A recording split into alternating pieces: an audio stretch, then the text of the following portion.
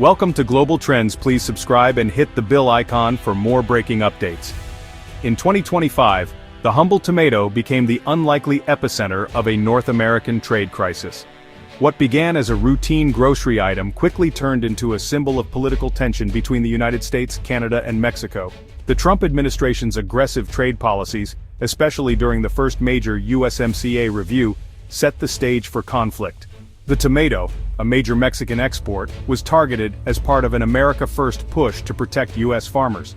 Suddenly, a simple trip to the store became a lesson in global economics, as prices soared and supply chains buckled.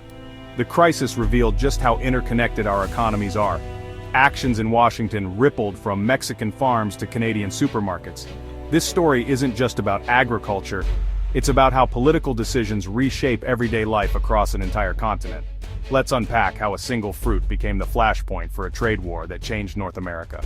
The first shot in the tomato war came on July 14, 2025, when the U.S. terminated the 2019 tomato suspension agreement with Mexico. This deal had kept the peace for years, but its end meant a sudden 17% duty on all Mexican tomato imports. Florida farmers had long complained about unfair competition, and the Trump administration responded with tariffs to protect them. Earlier, a sweeping 25% tariff on most Canadian and Mexican goods had already rattled the market, though USMCA-compliant goods were later exempted. The administration's goal: shrink a $172 billion trade deficit with Mexico, and use tariffs as leverage in broader negotiations. Despite last-minute talks, the tomato tariff stuck, hitting a $2.8 billion import sector hard. For Mexico, this felt like a betrayal after decades of cooperation.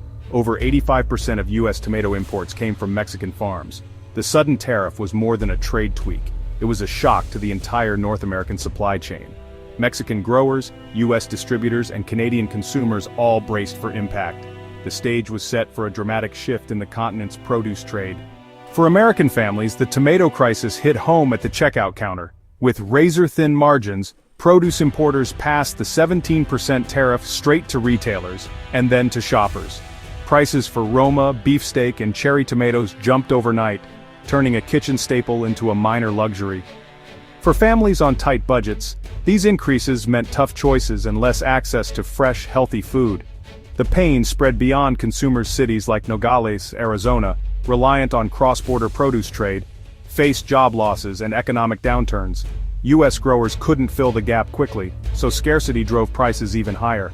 The intended protection for American farmers ended up costing all consumers more, as the entire market adjusted to the new reality. Tariffs, in the end, proved to be a tax paid by the public.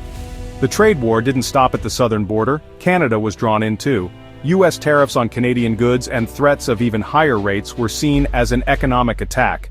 Canada responded with matching tariffs on $20.8 billion of U.S. products, targeting politically sensitive sectors. Provincial leaders took bold steps.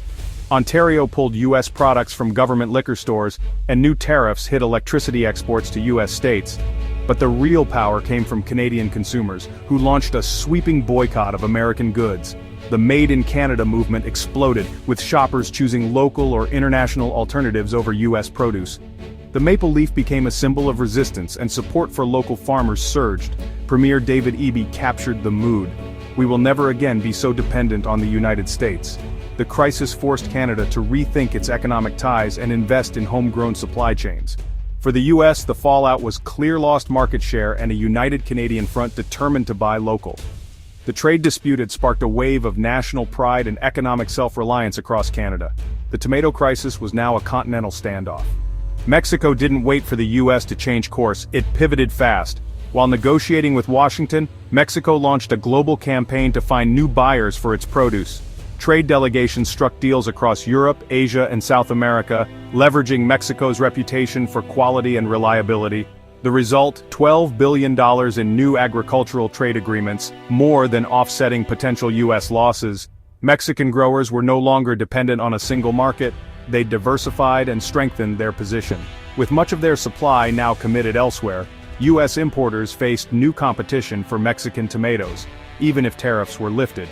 The crisis forced Mexican farmers to innovate and expand, making their sector more resilient. U.S. protectionism had inadvertently pushed Mexico to become a global agricultural powerhouse. The Tomato War had redrawn the map of international produce trade.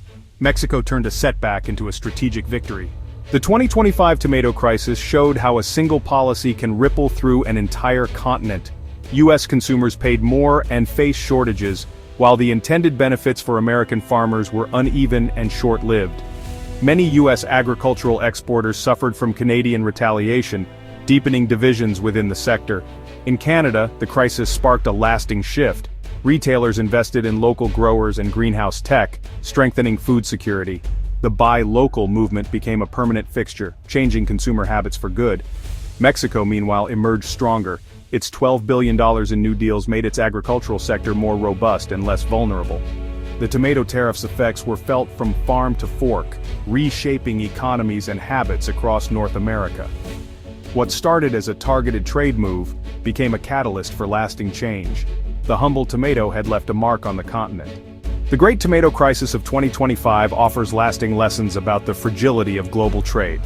No economic action is isolated. Tariffs meant to protect one group can trigger far-reaching, unintended consequences. The U.S. paid higher prices, lost goodwill, and pushed a key supplier to find new partners. Trade barriers can backfire, creating more problems than they solve. The power of consumers was clear. Canada's grassroots boycott reshaped the market more than any policy. Goodwill and trust are economic assets. Once lost, they're hard to regain. Mexico's agile response showed the value of diversification and resilience in a crisis. The crisis proved that relying on a single market is risky. Adaptability is key to economic security. Trade policy isn't abstract, it affects what we eat, what we pay, and how nations relate. The tomato became a symbol of how quickly the world can change. The real lesson: stable, cooperative trade is essential for shared prosperity. Ignore that, and everyone pays the price.